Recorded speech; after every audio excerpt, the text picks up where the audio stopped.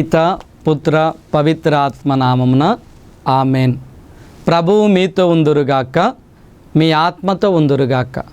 పునీత యోహాను గారు రాసిన సువిశేషంలోని భాగము. ప్రభువ మీకు మహిమ కలుగునుగాక. యోహాను సువిశేషము 16వ అధ్యాయము 20వ వచనము నుండి. మీరు శోకించి విలపింతురు కానీ లోకము సంతోషించును, మీరు దుఃఖింతురు కానీ మీ దుఃఖము సంతోషముగా మారును అని మీతో నిశ్చయముగా చెప్పుచున్నాను. నేను మీతో నిశ్చయముగా చెప్పున్నది ఏమనా, మీరు తండ్రిని నా పేరిట ఏమి అడిగినను ఆయన మీకు అనుగ్రహించును. ఇంతవరకు మీరు నా పేరిట ఏమీ అడగలేదు. అడుగుడు, మీ సంతోషము పరిపూర్ణమగునట్లు మీరు పొందుదురు. క్రీస్తు ప్రభుని సువిశేషము. క్రీస్తువా మీకు స్తుతి కలుగునుగాక.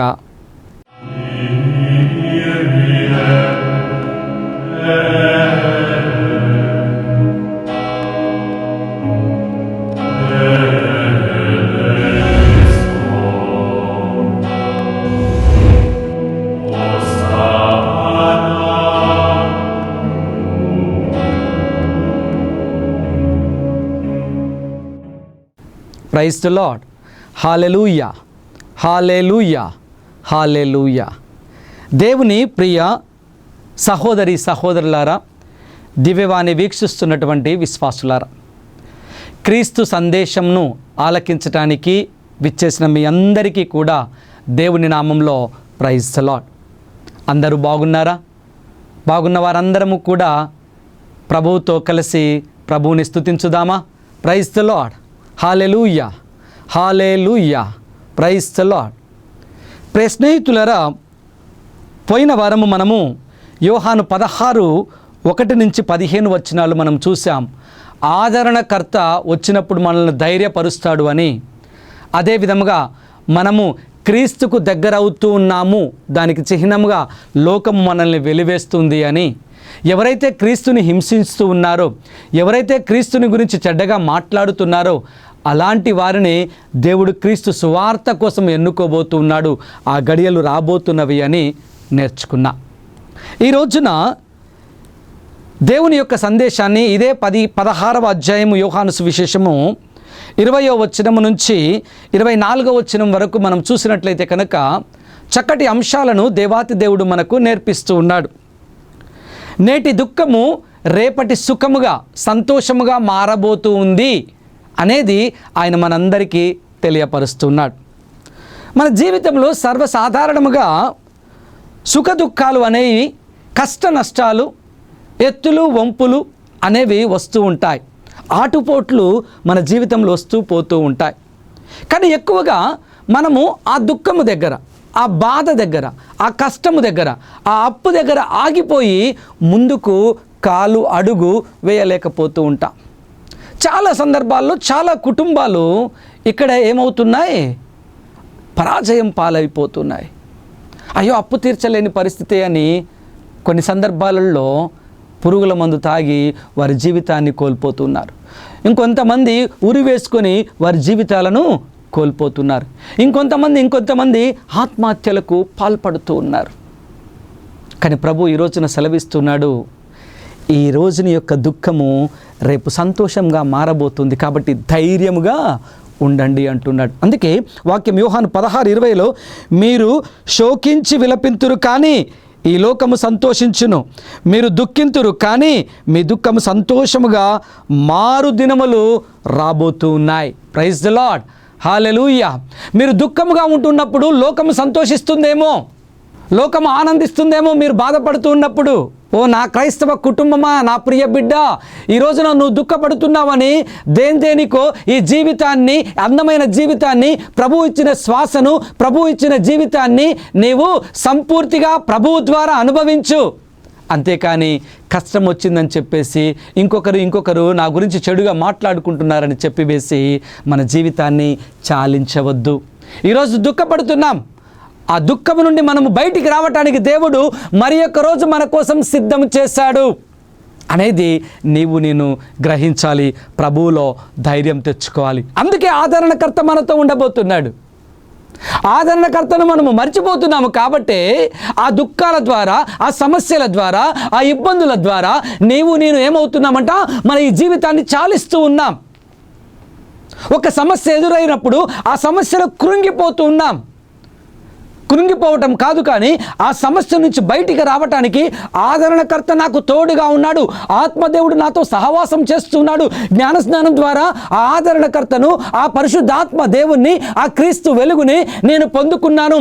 ఈ చిన్న సమస్య వచ్చినప్పుడు నేను ఎందుకు కృంగిపోవాలి అని ఒక ఆలోచన, ఒక్క క్షణము ఆగి నువ్వు చేసినట్లయితే తరువాత రేపటి దినమున నీ జీవితాన్ని ఆయన సంతోషకరంగా మారుస్తూ ఉంటాడు. Praise the Lord. హల్లెలూయా. చూడండి దేవుని ప్రియ బిడ్డలారా, అలాంటి గొప్ప దేవుడితో నేను సహవాసం చేస్తూ ఉన్నాం. ఆశీర్వాదాల మీద ఆశీర్వాదాలు ఇచ్చు దేవుడు నీ దేవుడు, నా దేవుడు. అలాంటి దేవుణ్ణి వదిలిపెట్టి ఈ లోకంలో మనము పడిపోతూ, ఈ లోకంలోనే మనం ఉంటూ మన జీవితాలను కొనసాగించినట్లయితే దేవునికి దూరముగా వెళ్ళి ఏం సాధించగలుగుతాం? ఒక యవనస్తుడు అంటున్నాడంట, ఆత్మమా సంతోషించుము, నువ్వు చనిపోయేంత వరకు నీకు కావలసినంతా ఉంది, తిని త్రాగి సుఖించుము అంటున్నాడంట. ఆ రాత్రి ప్రభు ఏమంటున్నాడు, ఓ అవివేకి, ఓ పిచ్చివాడా, ఈ రాత్రికే నీ ఆత్మను చేకున్నట్లయితే కనుక నువ్వు సంపాదించినంత ఏమి కావాలి? లోకంలో దేవుడు మనకు ఒక అవకాశాన్ని ఇచ్చాడు. అవకాశాన్ని బట్టి జీవిస్తూ ఉన్నప్పుడు దేవుడే మనకు సంపదలను అందిస్తాడు. ప్రియ బిడ్డలారా, దేవుణ్ణి మరిచిపోయి మనం సంపాదించినట్లయితే ఆ సంపాదన ఎక్కువ కాలం నిలబడదు. దేవుని మీద ఆధారపడి జీవించినట్లయితే ఆయన అందరికంటే ఎక్కువగా, సమృద్ధిగా, యోహాను 10:10 ప్రకారంగా మనలందరికీ అందిస్తాడు. అందుకే దేవునితో ప్రయాణము చేస్తూ ఈ రోజున దుఃఖిస్తున్నావా? రేపు సంతోష దినాన్ని దేవుడు ఇవ్వబోతున్నాడు. కాబట్టి ఈ దుఃఖాన్ని విడనాడటానికి ఆదరణకర్తను నీకు పంపిస్తున్నాడు. ఆదరణకర్త బలాన్ని, శక్తిని పొందుకొని ముందడుగు వేయటానికి ప్రయత్నం చేయి. మొదటి సామువేలు గ్రంథము 1వ అధ్యాయము 11వ వచనం నుండి చూసినట్లయితే కనుక, అన్న కన్నీటితో ప్రార్థన చేస్తూ ఉంది. ఎన్నో సంవత్సరాల నుంచి వారికి సంతానం లేదు. అన్న ఎప్పుడూ ప్రార్థిస్తూ ఉంది. ఎందుకంటే చుట్టుపక్కల వాళ్ళందరూ కూడా అన్నాను సూటిపోటి మాటలు అంటూ ఉన్నారు. అందుకే ఆమె కన్నీటితో ప్రార్థన చేస్తుంది. ఎల్కానా అంటే భర్త యొక్క ఉద్దేశం ఏంటి? నువ్వు ఎందుకు బాధపడుతున్నావు? వాళ్ళేదో అన్నారని నువ్వెందుకు చింతిస్తున్నావు? నేనేమైనా అన్నానా? నీవు నాకు నీవు ఇద్దరము 10 మంది పిల్లలతో సమానం అంటూ ఆయన ప్రేమను అన్నాకు పంచుతూ ఉన్నాడు. అయినా కానీ ఆ యొక్క స్త్రీ మనస్తత్వం ఎలా ఉంటుంది? బిడ్డకు జన్మనిచ్చినప్పుడే పరిపూర్ణమైనటువంటి సంతోషంలోనికి వస్తూ ఉంటుంది. భర్త ఎంత ఓదార్చినా, ఎంత ప్రేమను చూపించినా కానీ అన్న హృదయంలో ఒక లోటు అనేది ఉండిపోయింది. అందుకే దేవాలయంలోనికి వెళుతుంది, మోకరిస్తుంది, కన్నీటితో ప్రార్థన చేస్తుంది. చుట్టుపక్కల వాళ్ళు అనేకమైనటువంటి సూటిపోటి మాటలతో నన్ను బాధ పెడుతున్నారు, ఇబ్బందులు పెడుతున్నారు, నష్టపెడుతూ ఉన్నారు. ప్రభువా, నా కడుపులో ఒక్క కాయ కాయించు, ఆ బిడ్డను నీకే ఇస్తాను, నన్ను ఒక్కసారి చూడవా, నన్ను కనికరించవా యేసయ్యా అంటూ మోకరించి కన్నీరు కారుస్తుంది. దేవుని ప్రియ బిడ్డలారా, ఈరోజు నా కన్నీరు కార్చినటువంటి అన్న రేపటి దినాన్న సామువేలుతో దేవాలయంలోనికి వెళ్తుంది. Praise the Lord. హల్లెలూయా. అన్న కన్నీరు చూసిన దేవుడు నీ కన్నీటిని, నా కన్నీటిని చూడరా? నీ దేవుడు ఉన్నవాడు, సజీవుడు, సజీవ లెక్కలలో నన్ను ఉంచబోతున్నటువంటి వాడు నిన్ను ఎందుకు ప్రక్కన పెడతాడు? ఆలోచన చేయి ప్రియనేస్తమా. మనం దేవునికి సమయాన్ని ఇవ్వాలి. మన దేవుడు గొప్ప దేవుడు, ఉన్నతమైన దేవుడు. మనల్ని ఉన్నత స్థానంలో ఉంచటానికి ఆయన ఏం చేశాడు? ఈ సాధారణమైనటువంటి శరీరాన్ని తాల్చి ఆ ఉన్నతమైన జీవితం ఎలా ఉండబోతుందో 33 సంవత్సరాలు ఆయన జీవితంలో 3 సంవత్సరాలు మనకు సేవ చేసి చూపించాడు.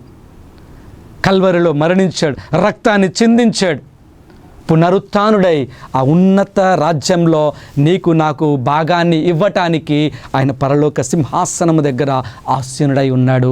ఈ రోజున మనలందరినీ కూడా ఆ పరలోకము వైపునకు ప్రయాణము చేయమంటున్నాడు. అంతేకాని సమస్య వచ్చింది కదా అని మనము ఇంట్లో కూర్చోవటం కాదు. సమస్య వచ్చింది కదా అని ఏ పని చేయకుండా ఉండటం కాదు. అయ్యో నేను చేయలేను అని భ్రమలో పడి మన యొక్క అందమైన జీవితాన్ని వృధా చేసుకోవటం కాదు ప్రియ స్నేహితులారా. పునీత అగస్టిన్ గారు, మీ అందరికీ తెలిసినటువంటి పునీతుడు. అగస్టిన్ గారి జీవితాన్ని చూసినట్లయితే ఈ లోకంలో ఉన్నప్పుడు నా అంతటి తెలివిగల్లవాడు ఎవడూ లేడు అనుకున్నాడు. ఎక్కడైతే చదువుకున్నాడో, ఏ యూనివర్సిటీలో అయితే చదువుకున్నాడో ఆ యూనివర్సిటీలోనే సంపాదిస్తూ ఉన్నాడు. చాలా గొప్పగా ఆయన జీవితాన్ని జల్సా చేయాలని ఆయన చూస్తూ ఉన్నాడు. కానీ మోనికమ్మ, నా కుమారుడు మారాలి అంటూ కన్నీటి ప్రార్థన చేసింది తల్లి మోనిక. ఎప్పటికైనా నేను మరణించేలోపు నా కుమారుడు మారు మనసు పొందిన బిడ్డగా నేను చూసి చనిపోవాలి అని కన్నీటితో ప్రార్థన చేసింది దేవుని ప్రియ బిడ్డలారా. దేవుడు ఆమె కన్నీటిని తుడిచి వేశాడు, ఆనందాన్ని ఆమె జీవితంలో ఇచ్చాడు, సమాధానంతో ఆమెను పరలోకానికి తీసుకువెళ్ళాడు. అగస్టిన్ గారు ఎంత జలసా చేశాడో ఈ లోకపరంగా. ఆ దేవుని యొక్క గొప్ప మాటలను తెలుసుకున్న తర్వాత ఆయన దేవుని కోసం అంత పోరాడాడు, దేవుని రాజ్యాన్ని విస్తరింపచేశాడు, దేవుని కోసమే జీవించాలి అని గొప్ప నిర్ణయం తీసుకున్నాడు. గురువుగా, పీఠాధిపతులుగా, వేద పండితుడిగా, పునీతుడిగా ఈ యొక్క తల్లి తిరుసభ చరిత్రలో చిరస్మరణీయమైనటువంటి జీవితంలో జీవించాడు, నిలిచిపోయాడు. మోనికమ్మ కన్నీరు రేపదినాన ఏమయ్యాయి? సంతోషంగా మారాయి. ఈ రోజున నీ బిడ్డల కోసం కన్నీరు కార్చుతున్నావా ప్రియ బిడ్డ? ఈ రోజున యవనస్తుల కోసం కన్నీరు కార్చి ప్రార్థన చేస్తున్నామా? ఆత్మ పరిశీలన చేస్తాం. ఎప్పుడైతే నేను కన్నీటితో మోకరించి ప్రభు సన్నిధిలో మనము కన్నీరు కారుస్తామో దేవుడు తప్పకుండా ఆ కన్నీటిని జ్ఞాపకం చేసుకుంటాడు. నిర్గమకాండ 3వ అధ్యాయంలో ఇజ్రాయేలు ప్రజల గోడును నేను వింటిని అని మోషేతో పలుకుతున్నాడు. ఇజ్రాయేలు ప్రజలు కన్నీటితో ఉన్నప్పుడు, ఆ రోజులలో దుఃఖ సాగరంలో ఉన్నప్పుడు, మాకు విడుదల ఎప్పుడు దొరుకుతుంది, ఈ బానిసత్వం బ్రతుకు ఇంకా ఎన్ని సంవత్సరాలు బ్రతకాలి అని వారందరూ తలంచుచుండగా, ప్రియ స్నేహితులారా, మోషే నాయకుడిగా దేవుడు పంపిస్తున్నాడు.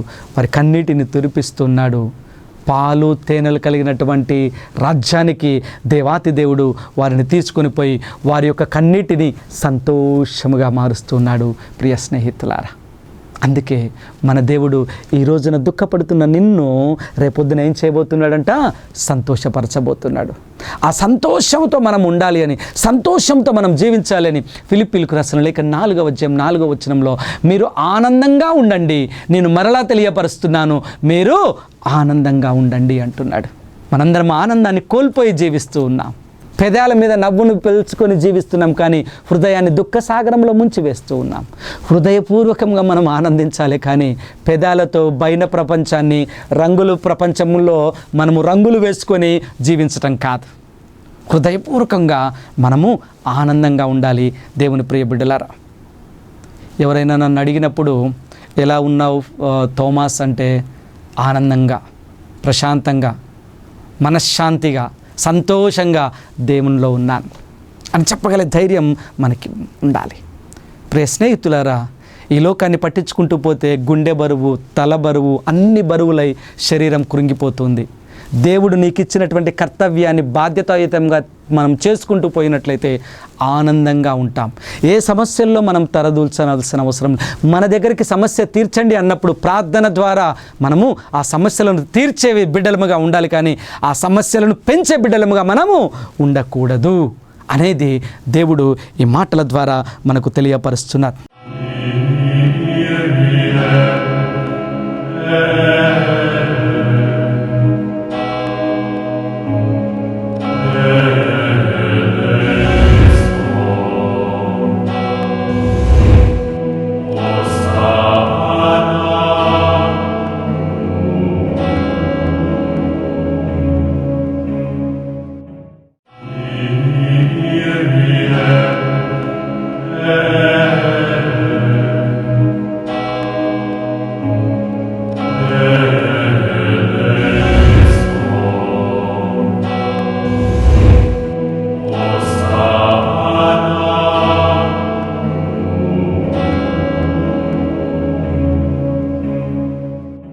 ఇంకా ఆయన మాట్లాడుతున్నటువంటి మాట మనం చూసినట్లయితే, యోహాను సువిశేషము 16:23 ఈ రోజు వరకు నా పేరిట మీరు నన్ను ఏమీ అడగలేదు.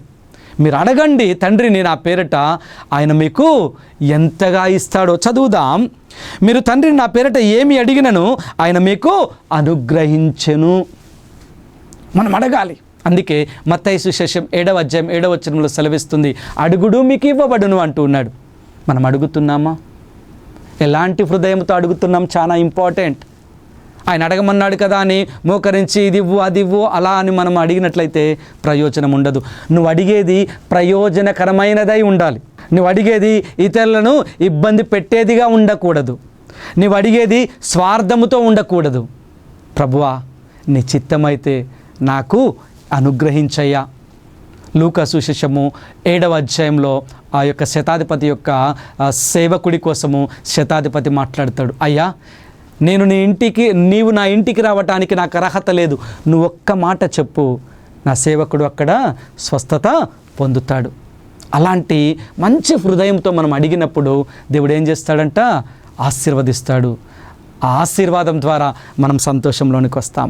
ఆ సంతోషం ద్వారా క్రీస్తు నామాన్ని ఉచ్చరించే బిడ్డలముగా మనం తయారవుతాం. ప్రైజ్ ది లార్డ్, హల్లెలూయా. అలాంటి జీవితాన్ని జీవించడానికి నీకు నాకు దేవాతి దేవుడు ఈ చిన్ని జీవితాన్ని అందించాడు. ఈ చిన్ని జీవితంలో మనమందరము కూడా ఈ లోకాన్ని విడిచిపెట్టుకుంటూ రావాలి. నేను ఎప్పుడు జ్ఞాపకం చేస్తూ ఉంటాను, ఒకరోజు దొర్లిపోతే మనము 6 అడుగులకు దగ్గర అవుతూ ఉన్నామంటూ ఉంటాను. 6 అడుగులకు దగ్గర అవుతున్నాము అంటే పరలోకానికి దగ్గర అవుతూ ఉన్నట్టే. భయమేస్తుందేమో, భయపడాల్సిన అవసరం లేదు. ఎందుకంటే మనము అక్కడికి వెళ్ళే వాళ్ళమే కాబట్టి భయాన్ని విడిచిపెట్టి ఆ ప్రభువు దగ్గరికి చేరే సమయాలలో రోజులు దొరిలే కొద్దీ ఆధ్యాత్మికంగా మనము ఎదగాలి అని తెలియపరుస్తూ ఉంటాను. దేవుని ప్రియ బిడ్డలారా, నిజమే, ఈ లోకంలో కొద్ది రోజులు మాత్రమే మనం ఉంటాం. ఈ కొద్ది రోజుల తర్వాత శాశ్వత జీవితం పరలోకం. ఆ పరలోకంలోనికి మనము చేరాలి అంటే ఈ పాప జీవితాన్ని, ఈ దుఃఖకరమైనటువంటి జీవితాన్ని మనము ఎప్పుడైతే విడిచిపెట్టి ఆనందంతో, ఎన్ని ఇబ్బందులు ఎన్ని దుఃఖాలు వచ్చినా నా ప్రభువు నాకు తోడుగా ఉన్నాడు అనే ధైర్యపు ఆత్మతో ముందుకు పోతామో దేవుడు మనల్ని తప్పక కాపాడుతూ ఉంటాడు. లూకా సువిశేషం 1వ మనం చూసినట్లయితే 2వ అధ్యాయం, 2 అధ్యాయాలు మనం చదివినట్లయితే మరియ తల్లి జోచప్ప గారు ఎంత కష్టపడ్డారు, ఎంత దుఃఖించారు, ఎంత వేదన చెందారు. కానీ ఆ వేదనను, ఆ దుఃఖాన్ని, ఆ కష్టాన్ని అంతా కూడా తల్లి మరియమ్మ తన హృదయంలో పదిలపరుచుకున్నది. దాని తర్వాత ఆమె జీవితాన్ని చూసినట్లయితే ఆనందం, పరమానందం, పరలోక రాజ్ఞిగా ఆమె ఎదగటం, క్రీస్తు ప్రభువుకి జన్మనివ్వటం, ఎంత సంతోషకరమైనటువంటి జీవితం. దేవుని ప్రియ బిడ్డలారా, జోజప్ప గారు ఎన్ని ఇబ్బందులు ఉన్నా, ఎంత కష్టము ఉన్నా ఏం చేశాడు? మౌనంగా కుటుంబాన్ని బాధ్యతాయుతంగా ముందుకు తీసుకుని పోయాడు. మన కుటుంబాలలో కష్టం రాగానే పక్కన వాళ్ళకి చెప్పుకుంటాం. పక్కన వాళ్ళు మనం ఉన్నంతసేపు మన భుజం తట్టి అయ్యయ్యో అంటూ ఉంటారు. దాని తర్వాత నీ యొక్క రహస్య జీవితాన్ని ఇంకొకరికి అలా ఏం చేస్తారు? చెప్పుకుంటూ పోతారు. కానీ దేవుని మందిరంలోనికి వచ్చి, దేవుని సన్నిధిలోనికి వచ్చి మోకరించి కన్నీటితో, ప్రభువా, ఇది నా సమస్య, నా కొడుకు నా కూతురు వినటం లేదు, నా కొడుకు కుటుంబ జీవితం ఈ విధంగా ఉంది, నా కూతురు కుటుంబ జీవితం ఈ విధంగా ఉంది, నా కుటుంబంలో ప్రభువా శాంతి సమాధానం లేదు, ఆర్థిక ఇబ్బందులు, ప్రభువా నా కుటుంబము నీకు దూరంగా ప్రయాణం చేస్తూ ఉంది అని కన్నీటితో ఆయన దగ్గర గోజాడినప్పుడు ఆయన ఏం చేస్తాడు? నీ కన్నీటిని చూసిన దేవుడు నీకు సంతోషాన్ని అందిస్తూ ఉంటాడు. కాబట్టి నేను ఏం చేయాలంట? ఆయనలో ఆనందించడానికి ప్రయత్నం చేయాలి.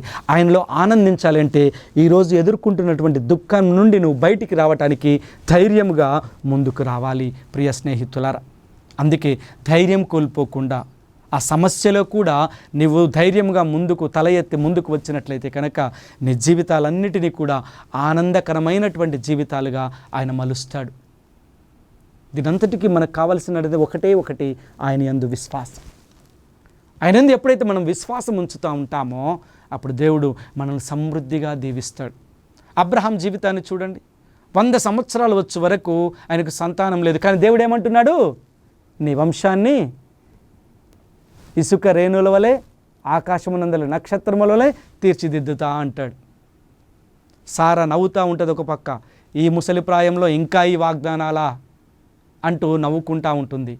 కానీ దేవుని ప్రియబిడ్డలారా, దేవుడిచ్చిన వాగ్దానం 100వ సంవత్సరంలో అబ్రహాం జీవితంలో నెరవేరుతుంది. ఆనందాన్ని ఆయన చూస్తున్నాడు. ఇచ్చిన ఒకే ఒక కుమారుణ్ణి కానుకగా ఇవ్వమంటున్నాడు. మనసులో ఎంత వేదన ఉండవచ్చు, అయినా కానీ ఇచ్చిన వాడిని తీసుకుంటావని మారు ప్రశ్న వేయకుండా అబ్రహాం ఏం చేస్తున్నాడు? కుమారుడిని ఈసాకును యవ్వనస్తుని కొండకు తీసుకుని బలి ఇవ్వటానికి వెళ్తూ ఉన్నాడు. బలి ఇచ్చే సమయంలో చిన్నవాడి మీద చేయి వేయకము.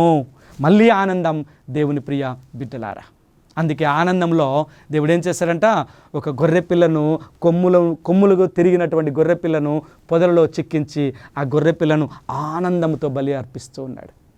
దేవుని ప్రియ బిడ్డలారా, ఎప్పుడైతే సంపూర్ణమైనటువంటి విశ్వాసముతో ఆయన మీద ఆధారపడి మనము ముందుకు నడుస్తూ ఉంటామో అప్పుడు దేవుడు ఏం చేస్తాడు? మన జీవితాలను సంతోషకరంగా మారుస్తూ ఉంటాడు. నా బిడ్డలు ఎలాంటి స్వార్థంతో అడగటం లేదు, నేను నా బిడ్డలకు ఇవ్వాలి అంటూ ఆయన ముందుకు వస్తాడు.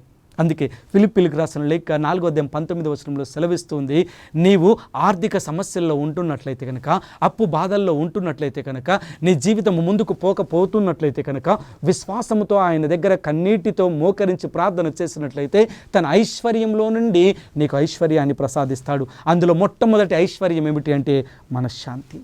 ఆ మనశ్శాంతి ఎప్పుడైతే నువ్వు పొందుకుంటావో, ఆ సమాధానం ఎప్పుడైతే నువ్వు పొందుకుంటావో, మిగిలిన లోకంలో కావలసినవన్నీ కూడా దేవుడిని దగ్గరకు చేరుస్తూ ఉంటాడు.